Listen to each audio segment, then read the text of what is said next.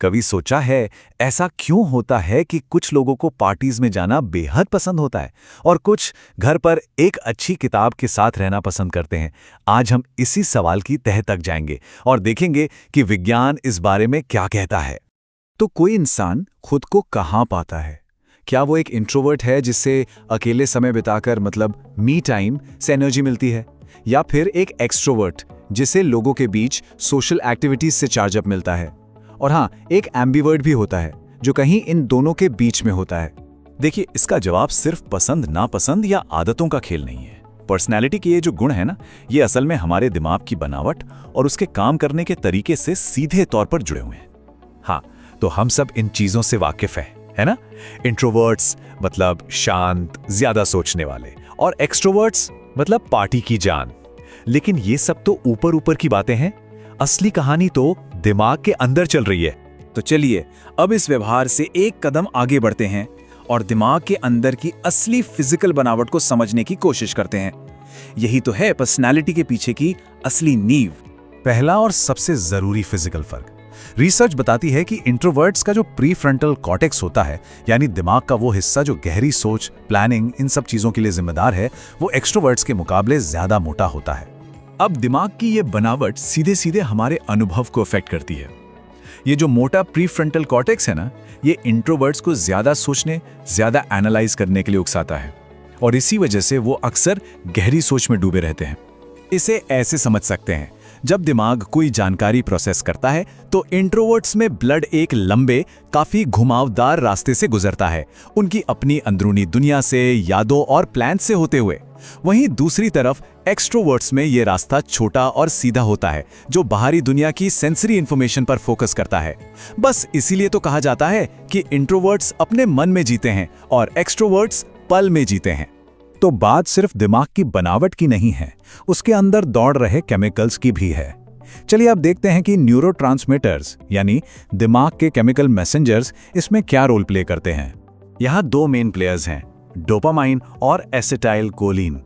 Extroverts का दिमाग dopamine rush को पसंद करता है, जो उन्हें बाहरी इनाम, एक्साइटमेंट की तरफ खींचता है। वहीं दूसरी तरफ इंट्रोवर्ट्स को एसिटाइल कोलिन का शांत असर ज्यादा भाता है, जो उन्हें गहरी सोच और कंसंट्रेशन में सुकून देता है। और ये सिंपल सी बात पूरी कहानी कह देती है। इसी वजह से एक भीड़ भाड़ वाली पार्टी किसी एक्सट्रोवर्ट को तो एकदम एनर्जी से भर देगी, लेकिन वही माहौल एक इंट्रोवर्ट को पूरी तरह से थका सकता है। सारा खेल डोपामाइन के प्रति सेंसिटिविटी का है। ठीक है, तो अब हम दिमाग की बनावट और केमिस्ट्री को थोड़ा बहुत समझ गए हैं। तो अब ये देखते हैं कि ये सब असल दुनिया में हमारे फैसलों पर कैसे असर डालता है। इसके लिए एक बहुत ही मजेदार साइंटिफिक एक्सपेरिमेंट पर नजर डालते हैं।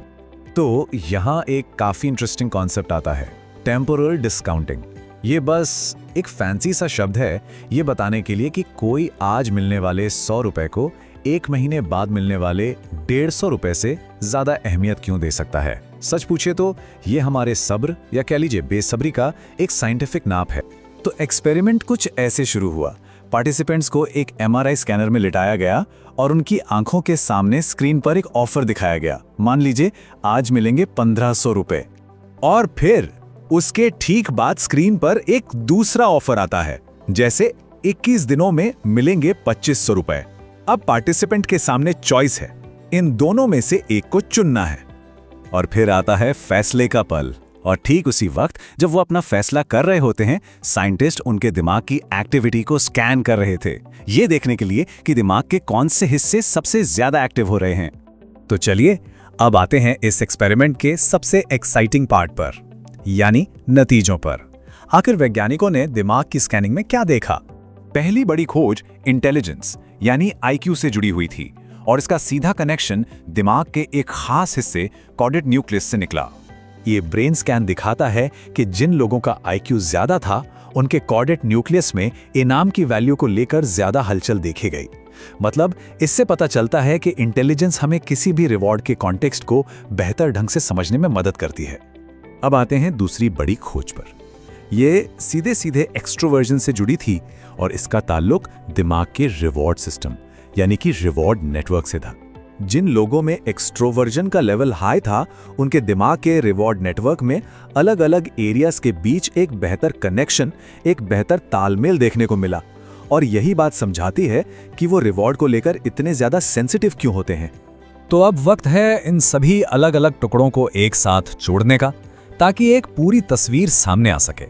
तो देखिए ये सब आपस में कैसे जुड़ा है। कोई बाहर से क्या पसंद करता है, पार्टी या किताब, ये असल में उसके दिमाग की अंदरूनी बनावट और केमिस्ट्री का ही नतीजा है।